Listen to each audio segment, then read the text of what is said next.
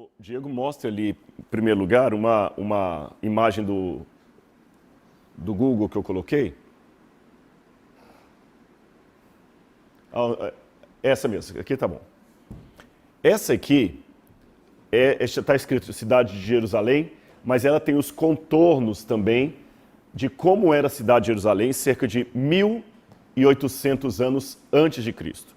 Só para colocar uma cronologia para vocês, 1.800 antes de Cristo foi o período de Abraão. Lembrando que antes de Cristo os anos são em ordem decrescente, de trás para frente. Então 1.800, Abraão. Mais ou menos em 900 antes de Cristo, Davi. Então quer dizer, Davi está mais ou menos na metade do período de Abraão, né? Abraão, passa 900 anos, vem Davi. Abraão, Deus falou com Abraão, vai para uma terra longínqua e eu vou te mostrar o lugar onde eu vou te dar por herança e todos os povos da terra serão abençoados em ti. É interessante que quando Deus falou essa promessa para Abraão, Abraão estava onde hoje é a região do Iraque, na cidade de Ur dos Caldeus. Dali ele foi para Padã Aram e de Padã Aram ele começou a peregrinar pela terra, que a gente chama Terra Prometida hoje, comprando terrenos que depois virariam Israel. Deus não só fez um pacto com Abraão, como Deus até mudou o nome dele em virtude disso. O nome dele antes era Abrão, virou Abraão. De onde vem esse nome? Ab, em hebraico, significa pai. Em árabe, Abu, né? Avô, pai do pai, né?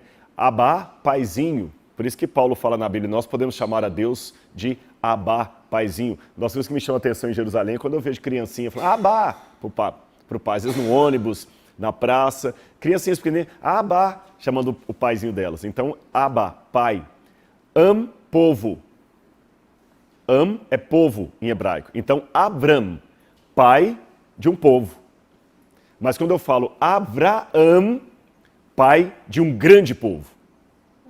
Percebeu a diferença? Abram, pai de um povo. Abraão, pai de um grande povo. Então Deus falou, você não vai chamar Abrão, mas Abraão. Vai para a terra que eu vou te mostrar. E Abraão não veio com exército, Abraão não veio com armas, Abraão só veio com sua fé. É interessante que uma expressão que os judeus usam até hoje, referindo-se à história de Abraão, é a expressão Lech Lechá.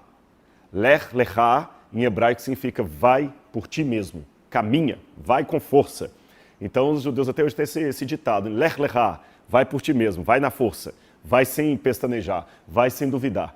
É assim que aparece no texto hebraico. E Abraão veio. E embora é interessante que Abraão, foi o primeiro hebreu, que ele é o pai do povo de Israel, mas havia outras pessoas aqui já na terra de Canaã que adoravam o Deus verdadeiro, o mesmo Deus de Abraão, mesmo não sendo hebreus. Nós não temos muitas características, muitos detalhes da história desse povo, quantos eram, quais eram, como é que eles vieram com o conhecimento do Deus verdadeiro, não temos, mas a Bíblia informa que eles estavam ali. E um desses homens era Melquisedeque. Abraão chegou aqui, no monte que posteriormente a gente chamaria de Monte Sião, tá certo? Aqui é o Ofel, colina do Ofel. Aqui vem o Monte Sião, então aqui está a colina do Ofel, Monte Sião, e aqui em cima o Monte Moriá. Foi aqui que Abraão subiu com Isaac para oferecê-lo em sacrifício a Deus.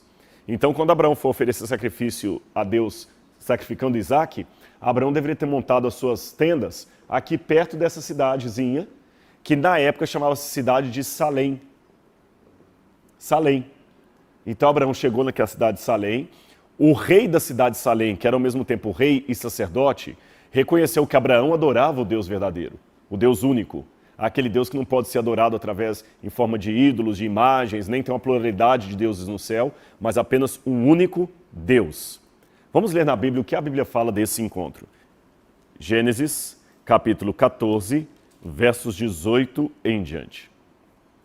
Melquisedeque, rei de Salém, trouxe pão e vinho. Ele era sacerdote do Deus Altíssimo. E ele abençoou Abraão e disse, bendito seja Abraão pelo Deus Altíssimo, que possui os céus e a terra. E bendito seja o Deus Altíssimo, que entregou os teus adversários nas tuas mãos. E de tudo lhe deu Abraão o dízimo. Então disse o rei de Sodoma a Abraão, dá-me as pessoas e bens estão contigo, e aqui já é outra história. Somente esses versos falam de Melquisedeque encontrando com Abraão. Ele trouxe pão, vinho, ofereceu um sacrifício, quase certamente, abençoou Abraão, e Abraão lhe deu o dízimo. Quer dizer, Abraão estava comprando terras, ainda deu pode até ser que Abraão comprou a cidade de Salém. Isso era comum naquela época. Deus, interessante, quando o pessoal fala que Deus, através de Josué, fez o pessoal fazer um genocídio com os cananitas que estavam ali, isso não é verdade. A terra de Canaã já tinha sido comprada pelos patriarcas, Abraão, Isaque e Jacó. Eles compraram extensões de terra. O que acontece é que quando a família de Jacó foi parar no Egito, essas extensões de terra que eles tinham comprado foram parar nas mãos dos cananeus.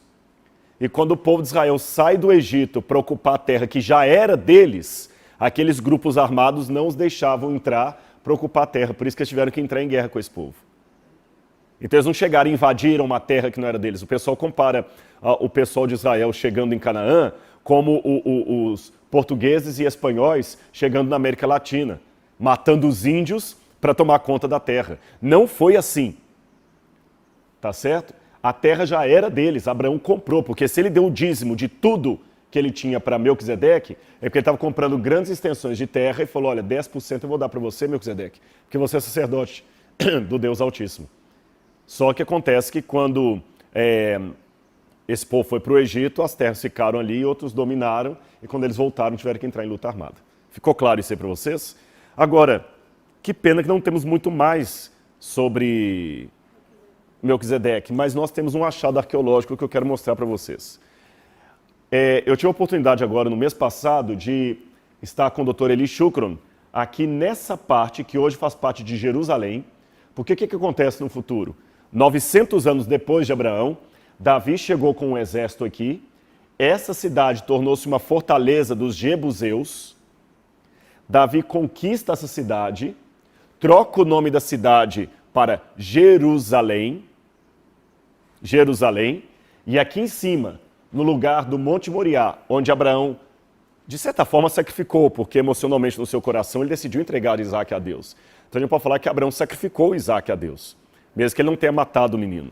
Onde Abraão tinha feito a sua devoção de entregar o filho para Deus, Salomão constrói o templo de Israel.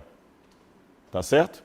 Vamos ver uma imagem de como é que está hoje. Pastor Diego, coloca por gentileza como é que está Jerusalém hoje. Hoje, no lugar do templo de Salomão, está o Domo da Rocha, que é essa construção aqui, ó, o de Omar, o templo de Omar, muçulmano. E aqui está Al-Aqsa, que significa esquina em árabe. Al-Aqsa é a mesquita de Al-Aqsa. Os muçulmanos, depois que Jerusalém foi destruída pelos romanos, os muçulmanos dominaram a cidade por volta de 690 depois de Cristo, e eles colocaram aqui um santuário islâmico, porque eles acreditam que aqui Maomé esteve com a sua jumenta e daqui Maomé subiu ao céu. Então hoje isso aqui tornou-se um lugar sagrado para os muçulmanos, de modo que Israel não pode escavar ali, infelizmente. Mas muitas relíquias bíblicas podem estar debaixo dessa plataforma aqui. No passado, eu falei com vocês, era o Monte Moriá. Nesse lado aqui está o Monte das Oliveiras, onde Jesus esteve. Aqui, Jerusalém. E essa parte contornada em amarelo aqui é justamente a antiga fortaleza dos jebuseus, a antiga cidade de Salém. O pé, por baixo disso aqui, eu vou mostrar para vocês, bem aqui embaixo, foram encontrados alguns objetos arqueológicos que eu quero mostrar para vocês no vídeo agora. A cerâmica local mostrou que o que encontramos ali data de 1800 a.C., a época de Abraão. E encontraram ali uma prensa para oliveiras, para fazer azeite, que era um objeto de unção, um lugar de sacrifício de animais, e um lugar para fazer pão, e um altar muito especial. Esse altar tem uma pedra fixada nele. Isso tudo data de 1800 anos antes de Cristo. E quando eu leio desse altar com a pedra fixada em cima dele, eu me lembro de um outro episódio mencionado na Bíblia, que eu gostaria de ler com vocês. Gênesis capítulo 28, versículos 18 em diante. Jacó estava na cidade de Betel, num outro lugar. E a Bíblia diz assim: tendo se levantado Tendo se levantado Jacó cedo de madrugada, tomou a pedra que havia posto por travesseiro e erigiu uma coluna, sobre cujo topo entornou azeite. E ao lugar, cidade que outrora se chamara Luz, deu o nome de Betel. Fez também Jacó um voto dizendo: se Deus for comigo e me guardar nesta jornada em que tenho empreendido, e me der pão para comer e roupa para vestir, de maneira que eu volte em paz para a casa de meu pai, então o Senhor será o meu Deus. E a pedra que erigi por coluna será a casa de Deus. E de tudo que me concederes, certamente eu te darei o dízimo. Jacó repete a mesma atitude que teve Abraão. De tudo que Deus lhe deu, ele devolveu o dízimo. Mas me chama a atenção que aonde ele teve aquele sonho profético de anjos descendo e subindo uma escada até o trono de Deus, Jacó coloca um altar e em cima do altar uma pedra e derrama azeite. Lembram disso? Com base nisso que nós lemos na Bíblia, na história que eu expliquei, vejam o vídeo que eu gravei ali no subsolo da cidade de Jerusalém. Pessoal, tudo bem? Eu estou nos lugares que mais me emocionou em toda essa viagem. Um sítio arqueológico que está sendo escavado por Eli Shukron, um dos mais famosos arqueólogos daqui de Israel. Ele está ajudando a escavar o túnel de Ezequias e abaixo do que a gente chama de Cidade de Davi. E ele me permitiu entrar aqui com o meu grupo, onde os turistas não vêm. Ele teve a oportunidade de abrir a porta. Eu quero levá-lo um dia ao Brasil para falar lá para os alunos do NASP. E onde eu estou aqui, nós estamos na base, nos começos da Cidade de Davi. Você vai andar comigo na história agora e nós vamos ver uma Jerusalém, não do tempo de Jesus, não do tempo de Davi, nem de Salomão, mas dos tempos de Abraão, quando Abraão veio para esse lugar.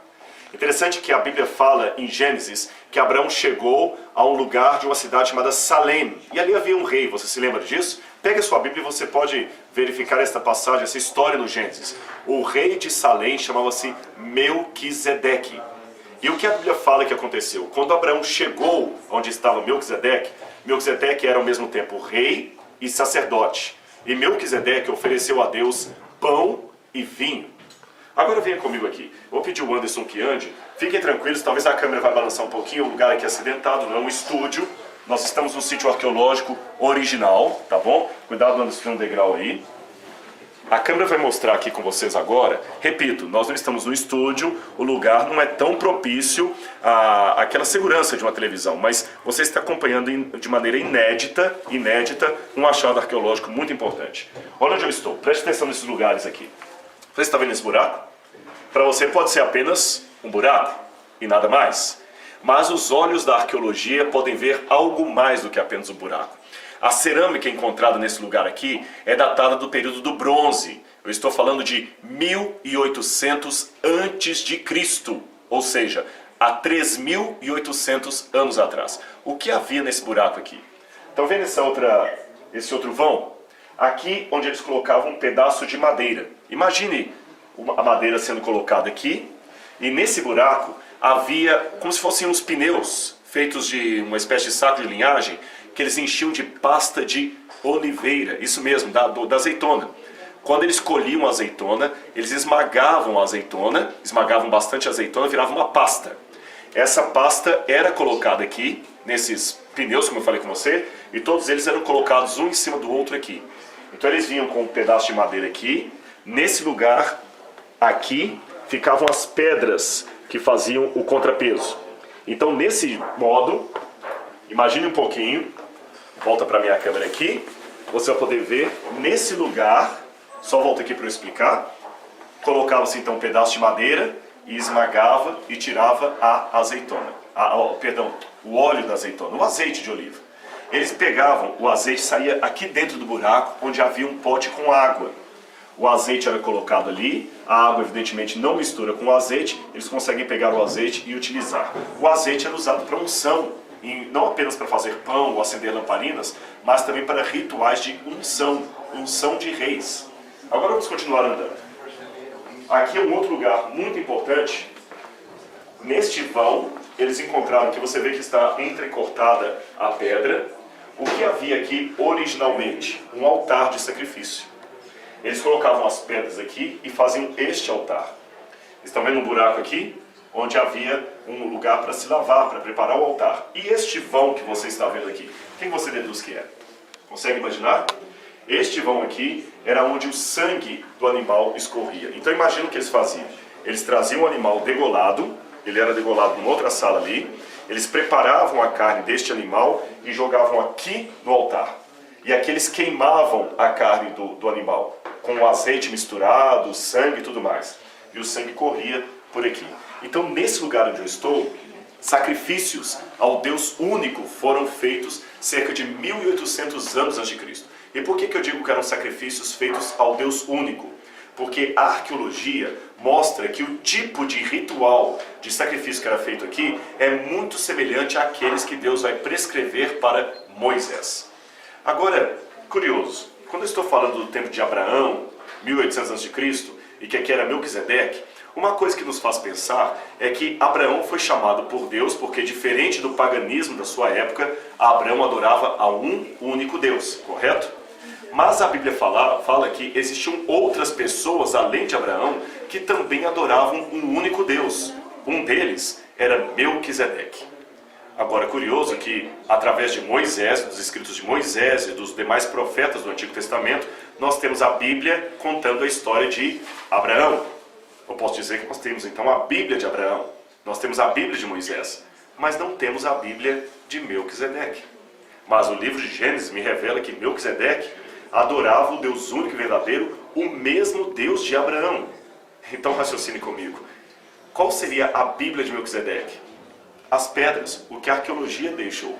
Nós podemos trabalhar com uma alta possibilidade arqueológica que este foi o exato lugar aonde Abraão se encontrou com Melquisedeque e eles ofereceram um sacrifício ao Senhor. Entendeu por que eu fiquei emocionado? Este lugar onde eu estou é o mais antigo registro arqueológico do culto monoteísta, do culto ao único Deus, 1800 anos antes de Cristo. Mas há mais um cômodo que eu quero mostrar para vocês. Vou pedir o Anderson que venha comigo. Há outras pessoas visitando aqui. Não se preocupe se vazar algum som. Como eu falei, nós não estamos no estúdio. Nós estamos num lugar arqueológico. Só que precisa de iluminação. Eu vou tentar pegar aqui com o Dr. Schuch uma lanterna. The light, please. Eu vou pegar com ele, nós vamos filmar aqui. Só um pouquinho. Esse aqui é o arqueólogo que escava na região aqui. Ele é muito simpático, viu? E eu perguntei para ele fazer uma filmagem. Ele falou que em breve ele vai ao Brasil. E lá no Brasil eu vou poder entrevistá-lo. Preste atenção aqui agora. Vem comigo. Estão vendo aqui uma pedra? Você vai falar, tá bem, apenas uma pedra. Mas se você olhar bem, mesmo que você não seja um arqueólogo, com o olhar um pouquinho atento, você nota que essa pedra foi colocada em pé por alguém. Todo esse lugar aqui estava virgem, ou seja, quando os arqueólogos o escavaram, eles encontraram o local exatamente como ele foi deixado há mais de 3.000 anos atrás, 3.800 anos atrás. Agora, qual o interesse dessa pedra colocada aqui diante de um altar? Você percebe aqui, pelos modos, que pedras foram colocadas fazendo um segundo altar aqui. Então nós temos um altar lá em cima e temos outro altar aqui embaixo. É interessante que se você ler a Bíblia, de novo, o livro do Gênesis, você vai perceber que Jacó chegou a um lugar chamado Luz, quando ele estava fugindo do seu irmão. E ali no livro do Gênesis diz que Jacó teve uma visão, você se lembra disso? Ele teve uma visão que ele viu o céu aberto e anjos de Deus subindo e descendo por uma escada até o céu, até o trono de Deus. E quando Jacó acordou daquele sonho, Jacó ficou tão empolgado e falou assim, esse lugar é maravilhoso. Esse lugar, que outrora se chamava Luz, eu chamarei de Betel, que significa casa de Deus em hebraico. Beit El, a porta do céu. E diz a Bíblia que Jacó erigiu uma pedra sobre um altar, como um sacrifício, como uma marca, um landmark, como um lugar que ele marcou aonde Deus havia aparecido para ele. Eu não posso afirmar que foi aqui que isso aconteceu, mas curiosamente nós temos um fenômeno muito parecido. Um altar de pedras, idêntico ao que Deus orientou que os judeus deveriam construir, porque o altar de pedras orientado por Deus não poderiam ser pedras lavradas, mas pedras brutas, e alguém que ergueu um altar aqui colocou uma pedra como monumento para indicar que alguma coisa muito especial aconteceu aqui. O que seria essa coisa? Bom, a Bíblia fala que Jacó ergueu um altar e colocou uma pedra, marcando o local onde ele teve um encontro com Deus. Não seria talvez o próprio Melquisedeque e Abraão marcando o lugar do seu encontro aqui na cidade de Salém, que depois viria a se chamar Jerusalém? Eu não sei, mas eu confesso que eu estou assim muito emocionado e arrepiado com o que eu estou vendo aqui. Mas eu quero mostrar mais uma última coisa para vocês. Venham comigo aqui. Já que vocês não podem vir a Israel, vocês estão tendo a oportunidade de conhecer o local como era naquela época. Já que eu não posso, eu pedi ao Dr. Shukran, já que eu não posso trazer todos aqui, eu vou levar um pedacinho desse lugar aqui. Essas marcas que estão no chão aqui são muito especiais. Elas foram descobertas e eu me lembro de ter lido em várias revistas arqueológicas sobre o mistério dessas marcas. Eu peço a vocês que não se preocupem, você que está em casa assistindo, com esses barulhos, há ainda construções, escavações arqueológicas acontecendo, vai ter barulho, vai ter talvez algum tropeço na câmera, mas o que me interessa agora é o conteúdo desse vídeo, tá bem? Eu me lembro de ter visto essas marcas aqui, e quando eu li os artigos arqueológicos sobre essas marcas, que vocês estão vendo aqui, colocou como sendo um mistério. Perguntaram, será que algum tipo de escrita, algum tipo de letra antiga? O Dr. Shukran tem uma opinião que faz sentido. Ele presume que aqui era onde o animal era pendurado, porque o sacrifício era feito como? O animal primeiro era degolado, o sacerdote pronunciava uma bênção sobre o animal, vamos por partes. Ele colocava as mãos e falava Baruch atah Adonai e abençoava o animal com alguma bênção. Baruch atah Adonai significa que o Senhor te abençoe. Depois que, ou bendito seja Deus, melhor dizendo. Depois que o animal era abençoado, ele era degolado. Uma vez degolado, o seu sangue era tirado e o animal era pendurado aqui para que a sua pele fosse tirada. A pele era entregue ao sacerdote e a carne era levada para aquele lugar para ser sacrificada. Então aqui o animal era colocado e lá ele era sacrificado. E você tem mais um buraco aqui que me chama a atenção. Tantos buracos, não é mesmo? Mas esse aqui é diferente daquele anterior. Vou pedir ao Anderson que venha mais de perto aqui. Ele é diferente daqui. Se você olhar bem, esse buraco aqui não tem a marca na parede para colocar uma madeira. Então não era para prensa de oliveiras, de azeitona. Aqui era para trigo, para pão. Olhem bem os elementos que nós temos aqui. Pão, azeite, água, sacrifício. Isso tudo não lembra para você justamente os elementos que aparecem no Gênesis, conectados ao encontro entre Abraão e Melquisedeque? E o interessante é que aquele texto, tanto de Jacó com relação ao sonho, como o texto de Abraão na promessa do Senhor ao patriarca, diz: em ti serão abençoados todos os povos do mundo. Eu não sou judeu, mas pela fé eu também faço parte da bênção de Abraão. Eu também sou abençoado e sou espiritualmente um filho de Abraão. Eu e você. Amém. E tem mais uma última coisa que eu não posso deixar de contar. Eu não posso provar isso, mas existe uma possibilidade arqueológica de que a Arca do Concerto esteve aqui. Sabe por quê? A Bíblia fala que a Arca da Aliança foi colocada primeiro numa tenda que acompanhava o povo por Israel. Você se lembra disso, o santuário. Esse santuário acompanhava o povo, era montado, desmontado, e ele foi finalmente montado em Siló. Mas os filisteus destruíram aquele santuário, roubaram a arca, levaram para a terra dos filisteus, depois a arca foi recuperada por Davi. E a Bíblia fala que Davi trouxe a arca até a sua cidade, armou uma tenda, justamente uma tenda, no lugar onde havia sacrifício. Eles davam 7 passos, paravam e faziam um sacrifício. Outros passos e faziam um sacrifício. Possivelmente a arca foi colocada nesse lugar e aqui foi armada a tenda, porque havia todo o ambiente para o cerimonial desde a época de Melquisedeque, ainda perdurando no tempo de Davi, quando ele conquistou a cidade dos Jebuseus. A arca esteve aqui, Davi queria construir o templo, Deus não permitiu. Salomão constrói um templo então lá em cima, onde hoje está o Domo da Rocha, e a arca é transferida daqui para lá. Se você ler os detalhes da Bíblia, você vai ver que tudo encaixa perfeitamente. Inclusive, que aqui possivelmente foi o lugar onde Salomão foi ungido. Pessoal, milhares de anos nos cercam. Séculos e séculos estão atrás de mim. Mas não de uma história qualquer, não de uma história secular, mas da história sagrada, a história da redenção.